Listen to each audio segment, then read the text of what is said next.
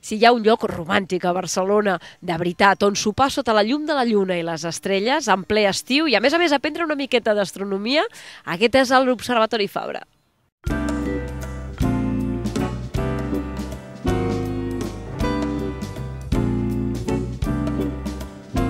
Estem amb l'Andreu Agustín. Ell és el coordinador d'aquests sopars amb estrelles que cada estiu ofereix l'Observatori Fabra. És un sopar totalment diferent. Doncs sí, és el 10è aniversari, és una data important. Fem 10 anys que organitzem aquests sopars. Són sopars a l'Observatori i sempre sota aquest cel meravellós de Barcelona, amb una proposta gastronòmica, amb una activitat que ho podem explicar més abastament i una visita a l'Observatori. És a dir, que és una nit que combina la gastronomia i l'astronomia. Efectivament. Comencem per l'astronomia. Els plats estan inspirats en temes que podem trobar amb els cossos celestes, el color, les textures, les formes, i després l'astronomia, que és una de les ciències bàsiques que es treballen aquí a l'Observatori, i fem una conferència que té a veure sempre amb un caire de divulgació científica, molt planer, molt a l'abast de tothom i molt divulgatiu. I després, insisteixo, fem la visita.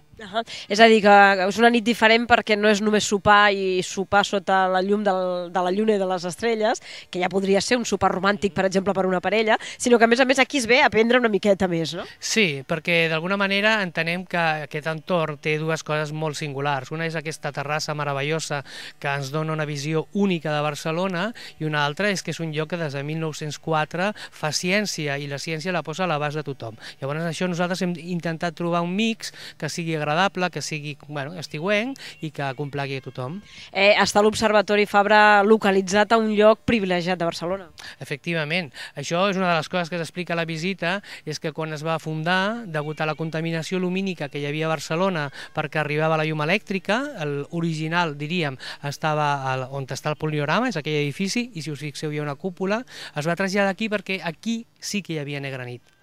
És a dir, que des d'aquí sí que es podien observar bé els estels, no? Es podien observar els estels i sobretot els cossos celestes, i de fet des d'aquí es van fer descobriments molt interessants, com l'atmosfera de Tità. Són curiositats que descobrirem en aquest sopar, que és una miqueta didàctic també per aprendre més sobre el nostre cel. Digue'm una cosa, és un bon lloc Barcelona per descobrir coses noves d'astronomia? Perquè els que estem allà baix tenim la idea que des d'aquí, si vols veure les estrelles, has de sortir fora, no? T'has d'anar a la muntanya. Això en part és cert, estem en una ciutat molt poblada i per tant una de les coses que explica el nostre divulgador, l'Antonio Bernal, és que el cel no és negre, el cel és blau ja, perquè la contaminació lumínica dificulta la visió dels cossos celestes. Però de totes maneres, malgrat això, Barcelona és una de les ciutats d'Espanya que no té gaire contaminació lumínica. Evidentment que la té i evidentment que ho altera, i la visió que es tenia el 1904 no és la mateixa que tenim avui, però de totes maneres es pot perfectament encara observar des d'aquí. Digue'm una cosa, Andreu, quan entra la gent aquí a aquest sopar i veu aquesta terrassa meravellosa, deuen quedar com nosaltres quan hem arribat, que ens hem quedat meravellats, oi? Sí, perquè és un lloc d'alguna manera recòndit, tot i que l'Observatori, que és propietat de la Reial Acadèmia de les Ciències i les Arts, sempre ha tingut la divulgació científica com un dels seus objectius, i nosaltres hi col·laborem amb aquest projecte. És un lloc tancat, és un lloc de ciència, és un lloc on es treballa, i a més es treballa cada dia, es fa astronomia, es fa meteorologia i es fa sismografia, medicions. De fet, una altra de les curiositats és que té una de les sèries més llargues de medicions de tema meteorològic des que es va fundar, i no es va interrompre ni tan sols durant la Guerra Civil. Imagina't, no? És a dir, que no ha parat mai de treballar ni tan sols en l'època de guerra. Tenim de temps fins quan per poder venir? Quan acabaran més o menys aquests sopars? Els sopars van començar el 14 de juny i la previsió és acabar el 28 de setembre, si el tiempo lo permite, perquè això que estem tenint un estiu un tant irregular. Però bueno, aquí fa una mica més de fred, fa 6 graus menys, però és molt agradable, tenim unes mantes fantàstiques per qui tingui fred i en principi, si el temps ho permet, estarem fins a setembre. Els sopars, us he de dir que comencen els dimarts, o sigui, es fan de dimarts a dissabte, tenim un web on t'ho podeu trobar absolutament tot, que és www.sopasamestrelles.cat, i teniu tota la informació. Llavors descansem el diumenge i els dilluns, però la resta estem aquí. Bueno, estem aquí i estem aquí nosaltres aquesta nit també per comprovar com és sopar sota la llum dels estels de Barcelona. Moltíssimes gràcies. A vosaltres, gràcies, i us convidem a venir.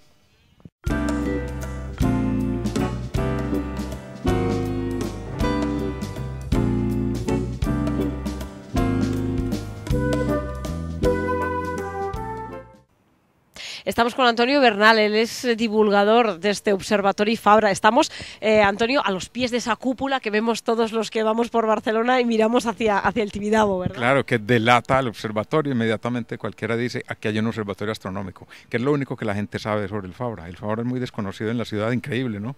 Es desconocido, pero todos sabemos que es una cúpula redonda enorme que hay a los pies del Tibidabo, ¿verdad? Exactamente, sí. Pero delata el observatorio astronómico, pero hay que recordar que el Fabra realmente son 3 observatorios, meteorológico, sismológico y astronómico. Tenemos un triple trabajo. Claro, y los otros 2 no tienen que lo delate, eso sí, no se ven desde la ciudad. ¿Se ven desde aquí, desde este observatorio, muchísimas cosas? Sí, exacto, sí, aquí, mira, lo primero es que hacemos divulgación para el público, que la hacemos todo el año. Dentro de esa divulgación están incluidas las cenas. Y por otro lado, seguimos haciendo investigación, sabe que tenemos un Fabra 2, ¿no? Que está en las montañas del Montsec. Pero desde aquí también seguimos haciendo investigación para no dejar el observatorio como un museo, ¿cierto? Sino que simplemente estamos en programas internacionales de astrometría y se sigue haciendo investigación en la medida de lo posible. Aquí con más dificultad que allá, evidentemente, porque aquí tenemos la contaminación lumínica de la ciudad. Pero es cierto que muchas ciudades importantes del mundo tienen su observatorio y que sirven no solo a niños, sino también a mayores para aprender más sobre la astronomía, ¿verdad? Exacto, es la parte divulgativa, que es muy importante. Aquí ya la parte divulgativa ha cobrado una fuerza muy grande porque la gente se ha ido concienciando de que el observatorio es algo que tiene mucho que ver con la historia de la ciudad. Y entonces vienen por la parte histórica y vienen por la parte astronómica también, y vienen porque saben que la observación que hagan la van a hacer con un telescopio que es un instrumento antiguo y una joya histórica. Es decir, dentro de esta cúpula que nosotros acabamos de pasar por ella, hay un telescopio pues muy antiguo, ¿verdad? Sí, es un telescopio que cumplió en abril de este año 109 años de funcionamiento y funciona a la perfección, muy bien, muy bien. Sigue todavía sirviendo para precisamente eso, ¿no? Tener más cerca en nuestro cielo. Exactamente, sí, y las personas que miran con él, mira, nos hacen un chiste siempre, nos dicen, eso fue una pegatina que pusieron allí, pero ese es un indicativo de que el telescopio todavía presenta unas imágenes como hace 100 años.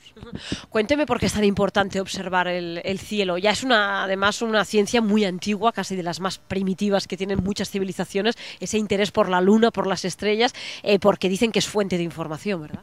Sí, pues mira, casi que una afirmación de perogrullo, es que en el cielo están todas las respuestas a todas las preguntas. Entonces, como nos cuestionamos tantas cosas, pues decimos, allí debe estar la respuesta y tal. Pero realmente, mira, personas me han dicho aquí, ¿y para qué? ¿Para qué observar el cielo? ¿Qué utilidad tiene? Y eso tiene mucha utilidad. Piense, por ejemplo, si los antiguos no hubieran observado el cielo, no habrían descubierto que hay una estrella polar. Y si no hubieran descubierto que había una estrella polar, no se habría podido navegar.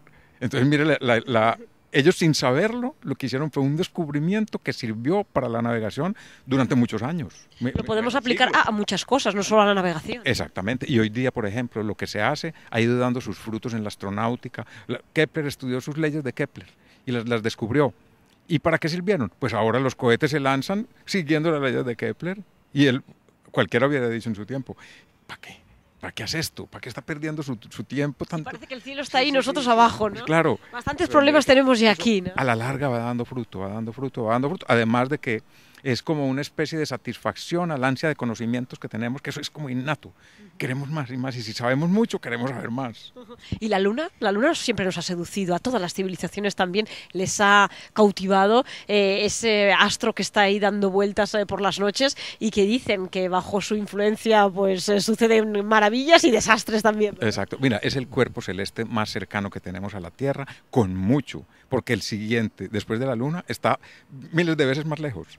Entonces, evidentemente es el que mejor vemos, es el que más detalles le podemos observar, y al que le vemos formas, le vemos sus fases, por ejemplo. Entonces, mira, Cervantes o Don Quijote lo llamaba la luminaria de las 3 caras, porque le veía las 3 caras de llena, de menguante y de creciente. En fin, siempre nos ha seducido por ser el cuerpo celeste más cercano. Y tenemos muchos mitos sobre ella.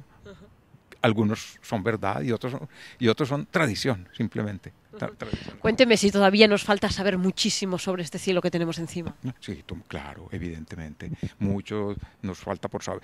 Hoy sabemos mucho y no podemos despreciar lo que hemos aprendido, que ha sido la acumulación de conocimientos de siglos, bueno, de milenios. La astronomía en este momento más de 6.000 años. Entonces nosotros estamos acumulando conocimiento, capitalizando conocimientos durante 6.000 años. Y nos falta mucho todavía. Es que el cielo es tan grande que uno casi que tentaría la palabra infinito. Es muy tentadora para hablar sobre el cielo. Entonces los conocimientos que hay para saber también son infinitos, ¿sí?